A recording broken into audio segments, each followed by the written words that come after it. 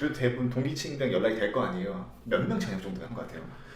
480명 중에 제가 봤을 땐 기본적으로 한 150명 정도 전역을 했어요. 지금 한 330명 300명에서 330명 정도 남아있어요. 남아있고 거의 다 장기 됐나요 지금? 그 중에 남아있는 친구들 중에 330명이 있으면 장기가 된 친구들이 한 290명 정도 될 거예요. 한 40명 빼고 거의 다 장기 됐네요. 네, 장기는 이제 거의 자기가 버티고 끝까지 가면 되긴 해요. 그렇죠. 장기는 솔직히 버티면 되긴 해요. 한 4, 5차까지 자기가 끈을 놓지 않고 열심히 하면 솔직히 되긴 합니다. 아 그렇죠. 그건 저도 인정합니다. 그러면 이제 올해 46기 그리고 학군 49기 육사 67기가 이제 소령 진급에 들어가잖아요. 이 소령 진급은 우리가 예측할 수는 없잖아요. 그렇죠. 어렵죠. 그러면 이제 그냥 시청자들이 궁금할 수 있는 3, 4 소령 진급 잘 되나요를 우리가 알아볼 수 있는 척도는 바로 한기수 윗선배 45기들을 비교해야 되는데 선배님들 대략 몇 퍼센트 정도 된 것 같아요? 병가마다 조금 다른데 보병 기준으로만 그냥. 보병 기준으로요. 네. 보병이 오히려 더 낮아요. 아 그래요? 지금 여러분들 트렌드가 보병보다는 방공, 화생방, 통신 이쪽이 좀 진급이 괜찮아요. 오 그렇구나. 정보병가도 괜찮게 됐고요. 보병은 상승하지 않았는데 다른 병가들이 상승을 해서 지금 다른 병가들이 좀 이득을 봤어요. 이거 고민하시는 분들이 보병 가는 거 좀 고민 꺼려할 수가 있는데 그렇죠. 지금 좀 그런 추세가 있어요.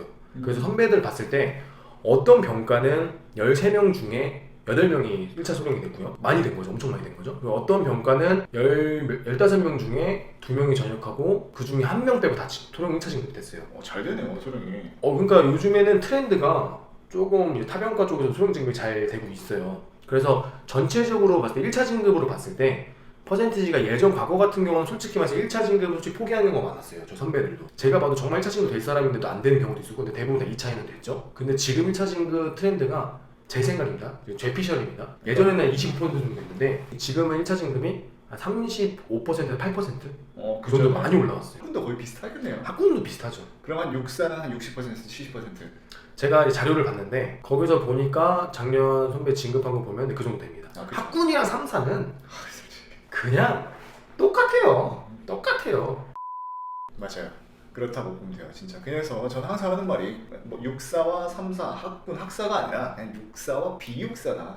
이게 그렇죠. 저는 편한 것 같아요. 육사가 진급 잘 되는 거 관련해서 뭐 너네들이 안 돼서 그런 거다 뭐 패배자 얘기한다든가 혹은 육사가 당연히 진급해야지라고 생각하는 분들이 있어요. 근데 육사가 진급이 잘 되는 이유 중에 하나는 육사는 잘하기도 하고 실제로 잘합니다. 실제로 잘하기도 하고 그 육사는 시작하면서부터 장기예요. 그렇죠. 제가 예전에 영상에서 말씀드렸지만 그렇기 때문에 육사는 이미 고군만 끝나고 바로 중대장 발생도 하고 바로 이제 장기 자원이다 보니까 그 보직에 대해서 차근차근 잘 밟습니다.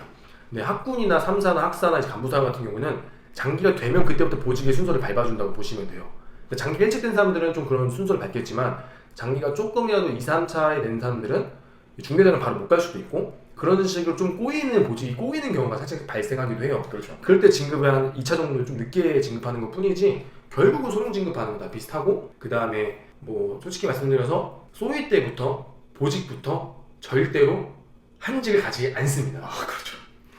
아주 공감하시네요. 공감해요. 공병에서 한직이라고 하면 장비 중대 소대장이나 업무의 중요가 좀 떨어지는 소대장들도 있잖아요. 그렇죠. 다 있어요. 아니면 좀 업무가 떨어진 대대가 있어요. 그런 데는 속사는 안 갑니다. 그렇죠. 왜냐? 인원이 워낙 적은데 빡세거나 좀 업무의 강도가 높은 데 비중대를 보내지 네. 절대 업무의 강도가 낮은 곳은 육사는 가지 않습니다.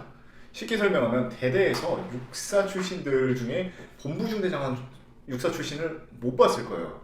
거의 없죠. 거의 안 보내죠. 정말 안 보내요. 정말로 이 출신이 뭐 어학만을 가던가 잠깐 떠버렸을 때 한 2, 3개월 시킬 수 있지만 1년 동안 그 보직하라고 절대 안 시켜요. 본부 중대장 같은 거를. 그렇죠. 그리고 또 육사 출신들은 이미 장기가 정해져 있는 친구들이고 나라에서 투자한 돈이 많기 때문에 나라에서는 솔직히 육사 출신들을 최대한 뽑아먹어야겠다는 생각이 있을 거예요. 그렇죠, 그렇다 보니까 소대장도 시키고 소대장 끝나면 바로 육사는 소대장 2년 하는 친구들 거의 없어요. 소대장 끝나면 바로 참모 없으면 사단 참모 자기 만들어서라도 보내서 사단 참모 경험시킨 다음에 그다음 거기서 끝나면 바로 또 고군반을 편성해준다던가 아니면 뭐 다른 교육을 보내준다던가 하고 그 다음에 이제 고군반을 가고 경험을 쌓게 오기 때문에 뭐 3사에서도 그런 후배들도 있고 학군이나 학사에서도 소대장만 내리 3년 하다 고군반 온 동기들 후배들이 있어요. 혹은 동기들도 있고 그럼 안타깝죠. 그거 진짜. 그거는 진짜 최악의 경우예요. 맞아요. 솔직히 말해서 그런 친구들은 본인이 노력 안 했을 수도 있어요. 그럼. 보직을 바꾸려고 노력을 해야 돼요. 개인이 다 노력해야 됩니다. 그거는 저도 동감합니다. 실제로 저 같은 경우에도 소대장 때 임무 수행하고 한 12월 달쯤 되면 이 작전과장님이나 대대장님이 모읍니다. 다음 보직에 대해서 한번 얘기를 합니다. 다 가고 싶은 데 말을 합니다. 저 같은 경우에는 저는 무조건 지피장 가고 싶습니다. 저 무조건 보내주십시오. 해가지고 지피장 1순위로 후보에 올라갔지만 떨어지긴 했지만 보내줘서 했고 안 되니까 그럼 나 이렇게 포기 못하겠다. 나 작전장비 무조건 시켜달라. 계속 이렇게 쟁취하는 애들이 결국 보직 다 찾아 먹는 거잖아요. 그렇죠. 그런데 챙겨주겠지라고 생각하는 순간부터는 걔는 안 된다. 그럼요.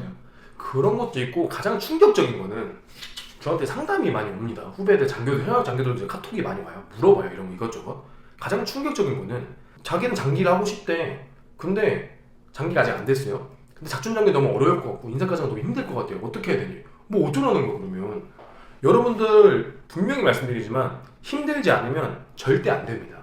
군대는 무조건 힘들어야 돼요. 군대는 누가 봐도 힘들고 누가 봐도 어려운 보직에 있는 사람들이 진급하고 장기되고 다 됩니다. 그렇죠. 동감합니다. 정말로 동감하고 그거는 기본이에요. 정말.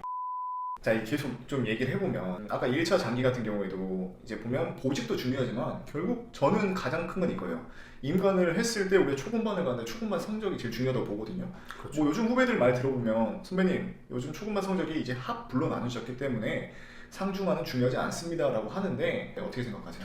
일단은 여러분들은 모든 교육기관에 가서 공부를 열심히 하셔야 됩니다. 왜냐면 그게 교육생의 업무예요. 소대장이 오면 소대장이 일을 잘하는 거고 교육생 오면 교육 잘하는 게 중요해요. 초급반에 갔을 때 저도 무조건 밤늦게까지 공부하고 밤새 공부했어요. 초급반 성적은 저 당연히 상을 받았지만 그 초급반 성적이 여러분 합불로 나올 것 같지만 실제로 안에 성적이 있고 그렇죠. 그 안에 등수가 있고 나는 모르는데 상급자는 알아요. 그럼요. 그리고 여러분 그게 있어요. 정말 중요한 건데 장기나 뭐 진급 들어갈 때 내가 성적이 안 좋으면 지휘관이 내가 잘해도 지휘처는 안 줘요. 왜냐? 지휘처를 줬는데 내가 떨어질 수도 있으니까. 그렇죠. 그러니까 이왕 성적도 좋고 괜찮은데 내가 지휘추천까지 줘. 그러면 붙어. 그러면 진급도 되고 장기도 돼. 그럼 해주는데 얘는 내가 지휘추천 해도 안 될 것 같아. 혹은 뭐 체력이 불합격이거나 체력이 뭐 2등급, 3등급이야. 그럼 내가 얘 지휘추천 둔다고 해도 내가 될까? 그러니까 여러분들이 지휘추천 받는 거 군생활 열심히 하는 거 정말 중요합니다. 정말 중요해요.